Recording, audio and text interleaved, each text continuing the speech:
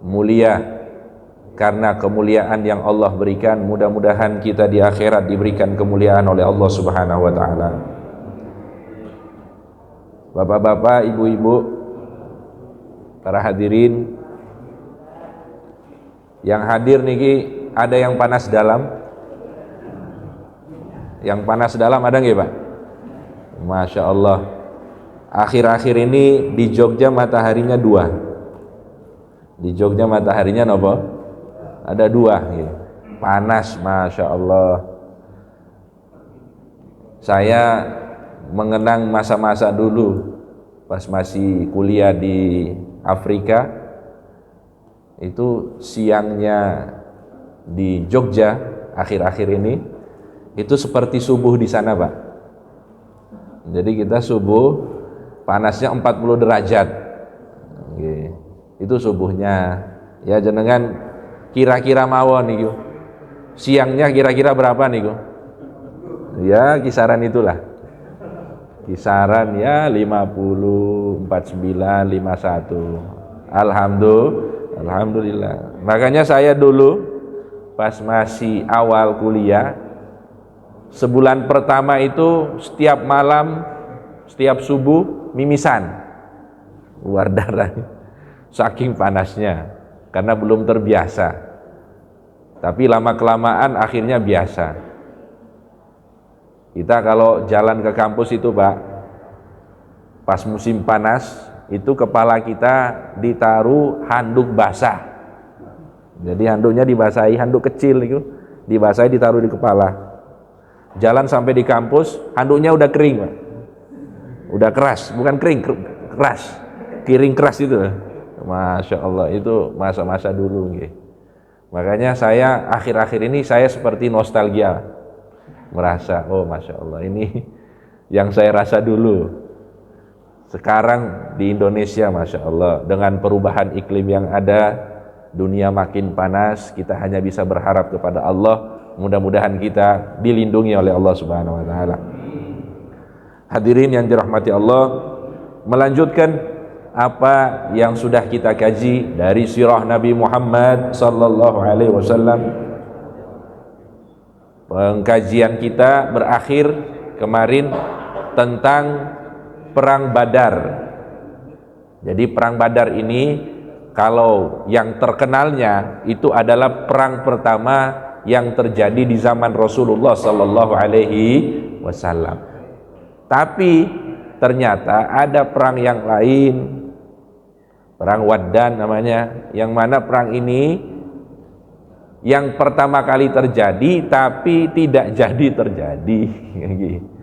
Jadi sudah siap-siap tapi itu tidak berlangsung. Makanya sering dikatakan bahwa perang Badar ini adalah perang yang pertama kali terjadi di zaman Rasulullah Shallallahu Alaihi Wasallam. Dan kita sudah jelaskan di pertemuan yang lalu apa yang menjadi latar belakang kenapa perang Badar itu terjadi.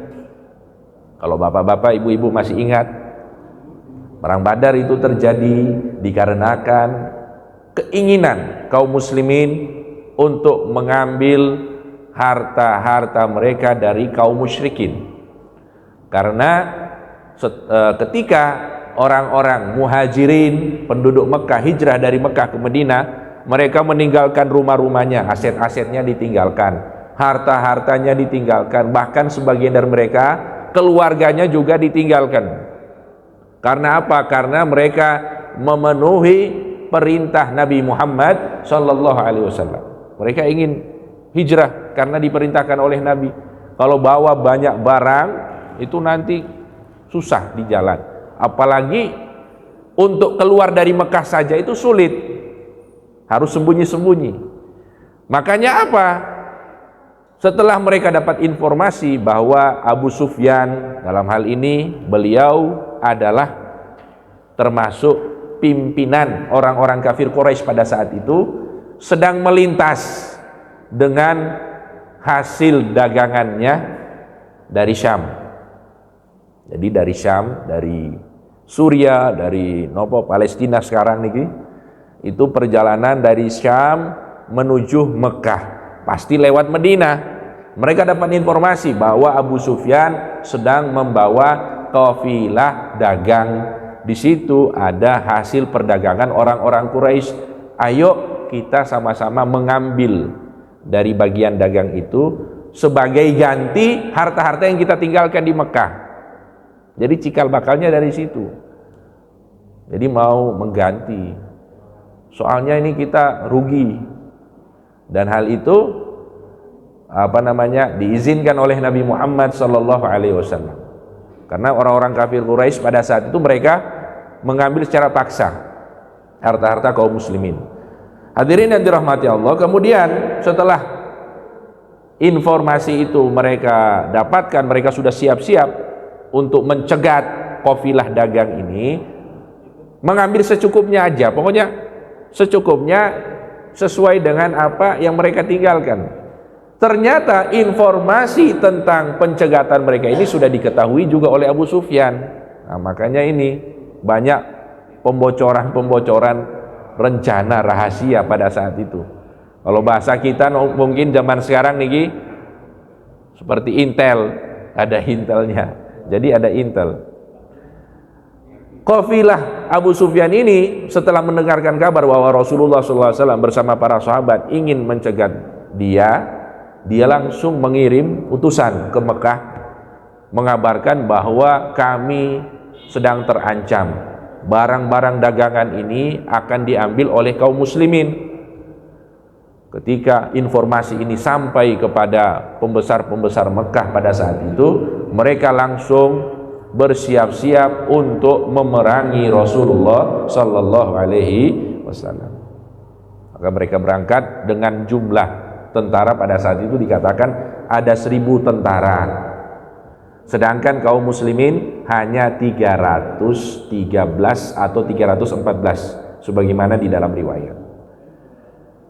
Hadirin yang dirahmati Allah, setelah itu apa? Setelah itu Abu Sufyan itu karena tahu akan dicegat oleh Rasulullah, dia mengambil jalan pesisir.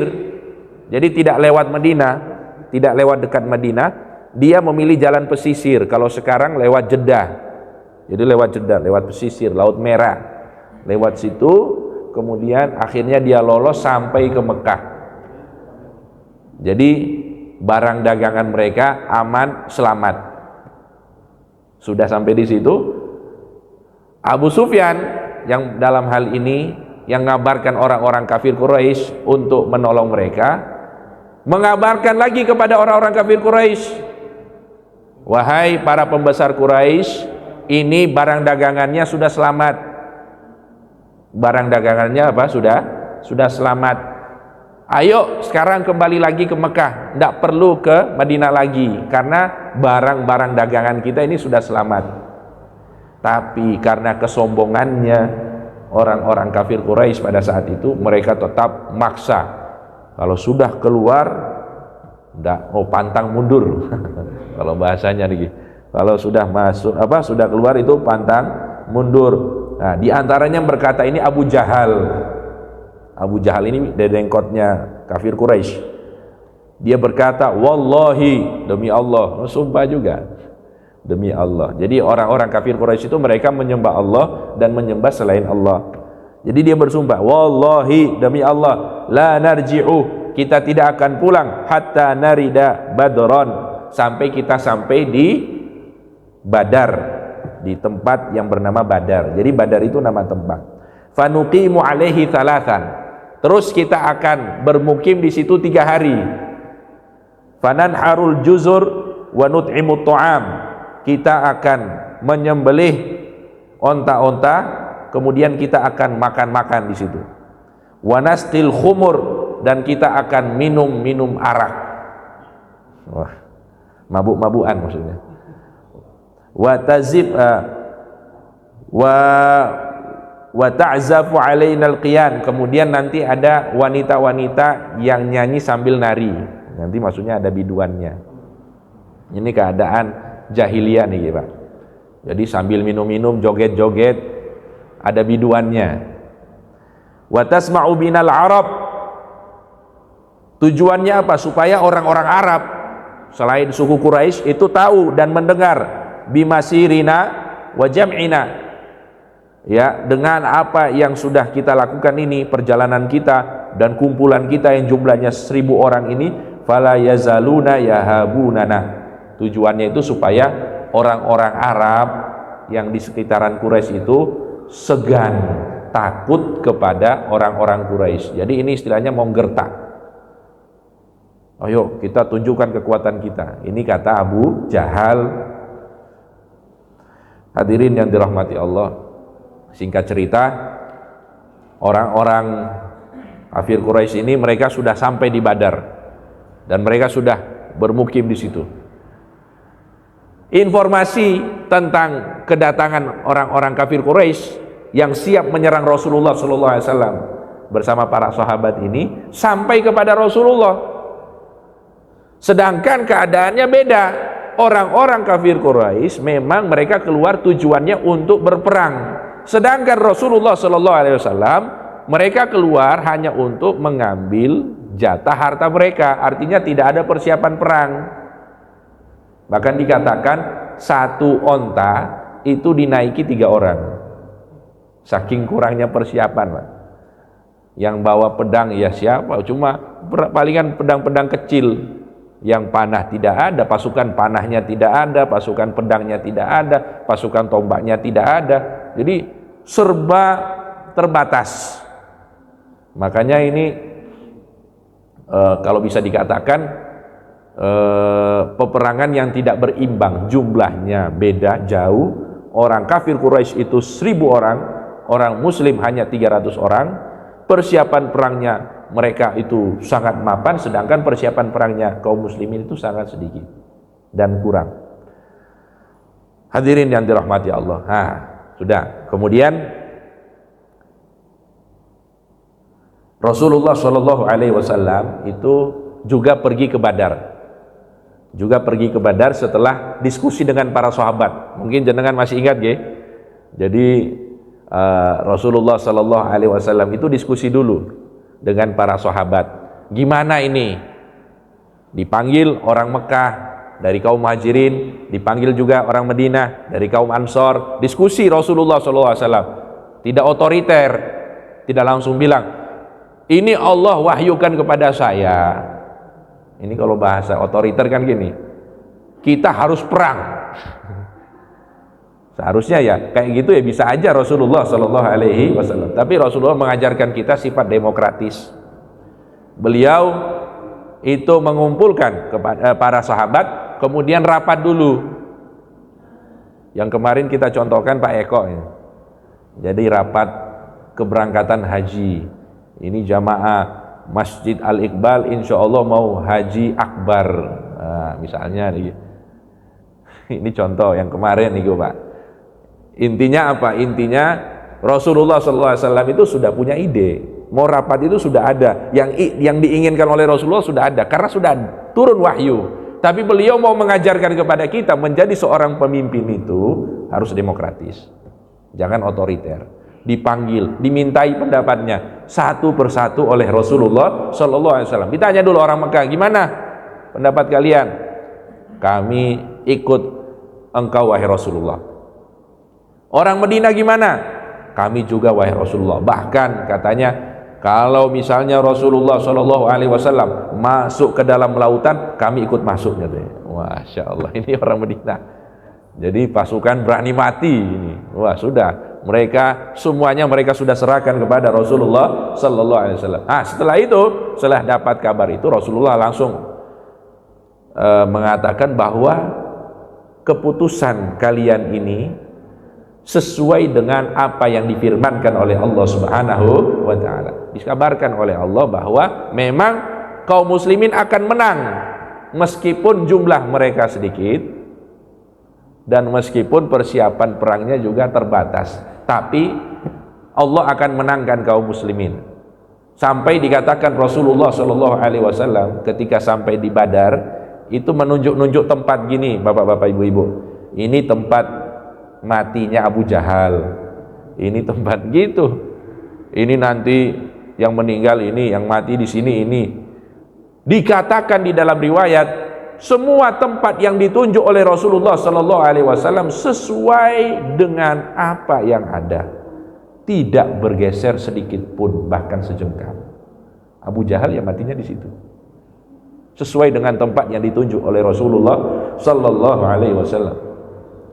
Karena apapun yang disampaikan oleh Rasulullah itu adalah wahyu dari Allah Subhanahu wa taala. Hadirin yang dirahmati Allah. Kemudian lanjut, ini kita sebelum perangnya ini, gladi resik perangnya. Jadi orang-orang kafir Quraisy sudah siap, orang-orang muslim juga sudah siap. Kemudian Rasulullah sallallahu alaihi wasallam mengambil tempat yang tidak jauh dari Madinah. Artinya kan Badar itu daerah besar.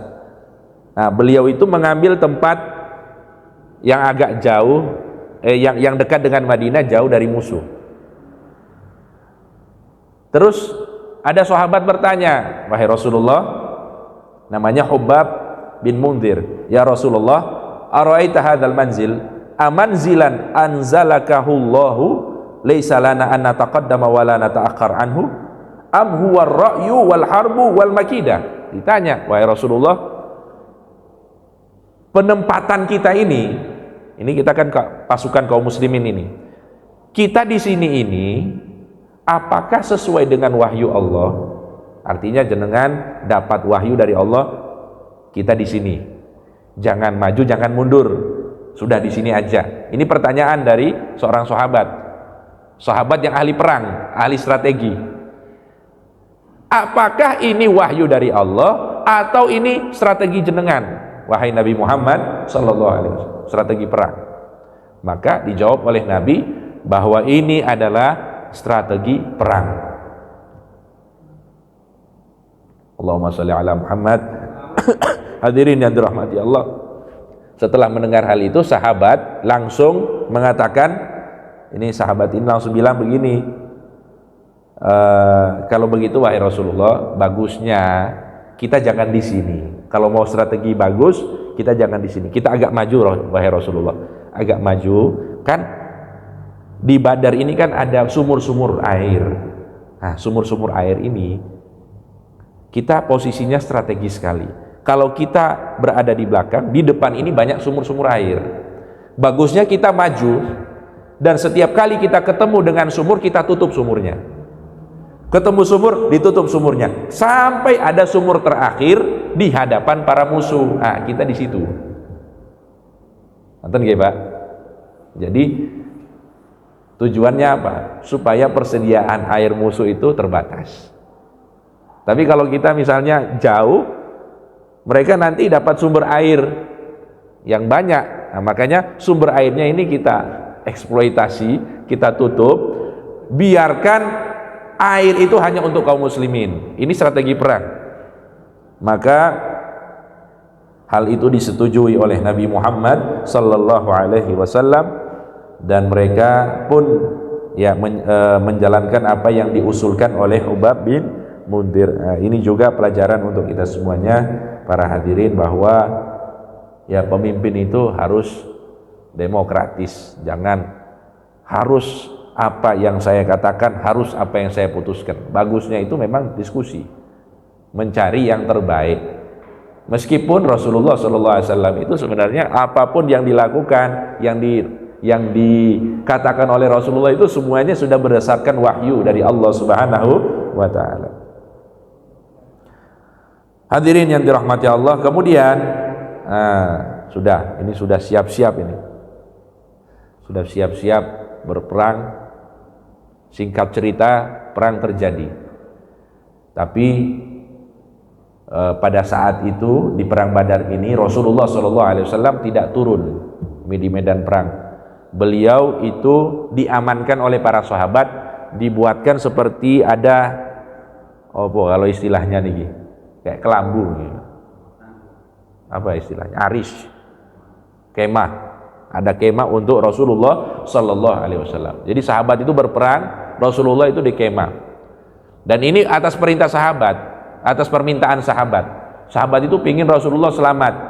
Tidak apa-apa kami berkorban, yang penting Rasulullah selamat. sehingga kaum muslimin yang ada di Madinah itu tidak bersedih dengan kematian Rasulullah SAW. Nah, ini para sahabat rela berkorban untuk Rasulullah SAW.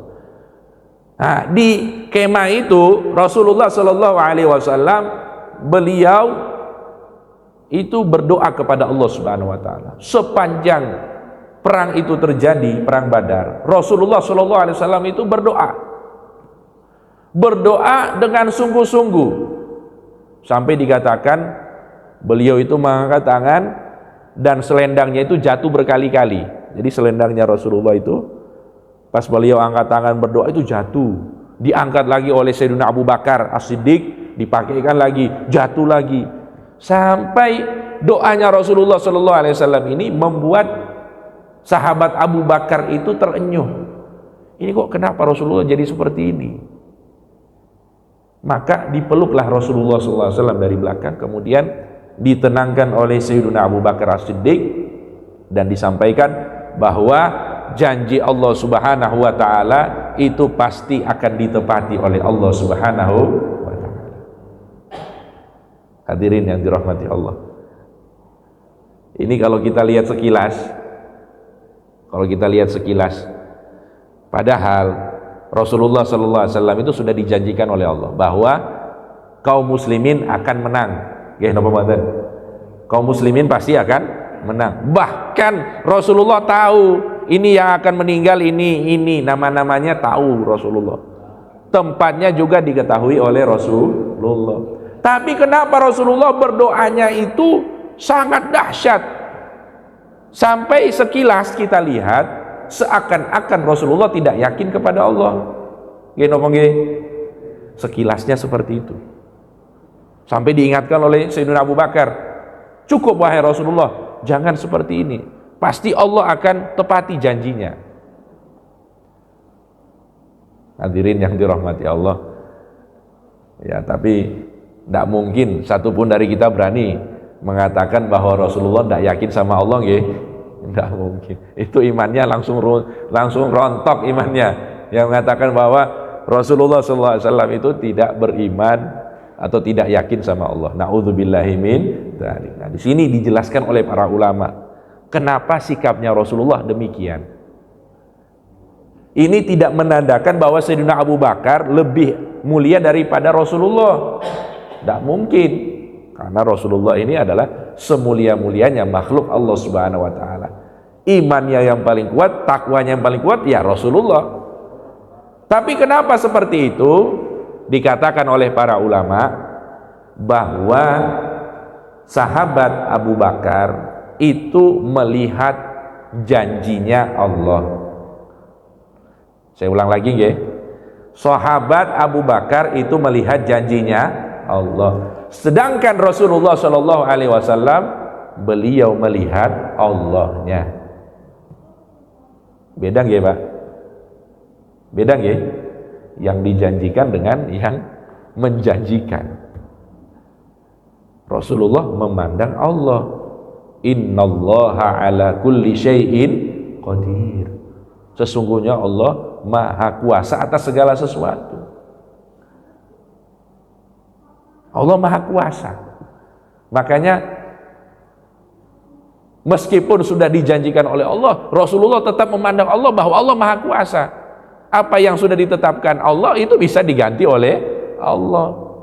Jadi tidak berpegang dengan janji Allah saja, tapi berpegang dengan Allah. Maha kuasanya Allah ini yang dilihat oleh Rasulullah, sehingga doa-doanya Rasulullah itu sangat dahsyat. Jadi bukan berarti Rasulullah itu tidak beriman kepada Allah. Bahkan itu bisa dikatakan doanya Rasulullah Shallallahu alaihi wasallam itu imannya Rasulullah Shallallahu alaihi wasallam itu sangat-sangat kuat kepada Allah. Kalau kita itu biasanya beramal itu karena lihat janjinya, nggih Pak. Nggih napa mboten, Pak? Orang yang sholat duha istiqomah rezekinya lancar. Oh, sholat duha. Nggih. Orang yang sholat berjamaah di masjid maka pahalanya 27 kali lipat. Yang kita lihat itu kebanyakan seperti itu, nggih. Kebanyakan. Tapi Rasulullah SAW semua aktivitasnya yang dilihat adalah Allah Subhanahu wa ta'ala. Maka Makanya jenengan akan ketemu beberapa riwayat, misalnya gini, beliau Nabi Muhammad SAW itu sholat, sementara sholat mendengar ada bayi menangis, tonggo masjid nangis, jamaahnya ini ada bapak-bapak, ada ibu-ibu. Beliau dengar ada anak-anak nangis, beliau itu mempercepat sholatnya. Beliau mempercepat apa? Sholat. Pertanyaan, orang yang sholat terus terpengaruh dengan yang ada di luar sholat, ini orang sholatnya khusyuk atau tidak nih?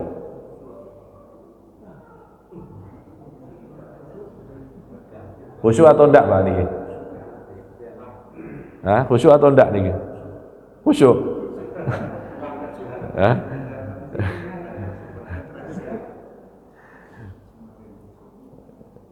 Kalau biasanya Rasulullah sholatnya panjang, tapi saat itu mendengar bayi nangis, sholatnya jadi cepat. Berarti kan seakan-akan Rasulullah terpengaruh dengan tangisan bayi ini. Orang yang terpengaruh saat sholat dengan apa yang ada di luar sholat, ini sholatnya khusyuk atau enggak? Na'udzubillah ini. Oh, jangan, kalau kita bilang untuk kita niku kurang khusyuk, tapi untuk Rasulullah tidak ada orang yang lebih khusyuk dari Rasulullah. Tapi kenapa seperti itu? Ya karena bedanya kita dengan Rasulullah, kalau kita sholatnya itu memandang janjinya Allah. Kalau Rasulullah SAW itu memandang Allah, makanya hatinya Rasulullah itu selalu bersama dengan Allah. Itu bedanya. Jadi beliau mau seperti apapun itu tidak mempengaruhi kehusyuannya, tetap khusyuk Rasulullah SAW. Sangat-sangat khusyuk. Sekuat apapun doanya Rasulullah saat perang Badar, keyakinannya kepada Allah itu tidak bergeser sedikit pun. Bahkan itu beliau adalah orang yang paling yakin kepada Allah Subhanahu wa Ta'ala. Tapi kembali lagi, yang dipandang itu adalah Allah, sedangkan yang dipandang oleh Sayyidina Abu Bakar adalah janjinya Allah Subhanahu wa Ta'ala. Ini perbedaannya penting untuk kita jelaskan. Hadirin yang dirahmati Allah, singkat cerita, perang Badar berlangsung, Rasulullah SAW berdoa terus. Kemudian ada satu ketika Rasulullah mengambil gumpalan debu, kemudian dilempar oleh Rasulullah. Bayangkan niki bapak-bapak ibu-ibu, Rasulullah berada di tenda, beliau mengambil gumpalan debu, dilempar ke arah orang-orang kafir Quraisy, padahal jaraknya jauh. Kalau hitung-hitungannya fisika itu tidak mungkin lempar kayak gini, ya mungkin kan kenanya di handphone. Sama Ustadz Adam tidak kena di sana. Nggih. Tapi setelah dilempar oleh Rasulullah SAW sampai Rasulullah berkata syahatil wujuh, wajah-wajahnya jelek, tidak bagus, maksudnya orang-orang kafir ini dilempar. Katanya di dalam riwayat tidak ada satupun orang-orang kafir Quraisy pada saat itu kecuali matanya penuh dengan debu akibat dilempar oleh Rasulullah SAW. Semuanya langsung terganggu penglihatannya. Kemudian dalam peperangan itu terjadi, Rasulullah SAW juga dibantu oleh para malaikat.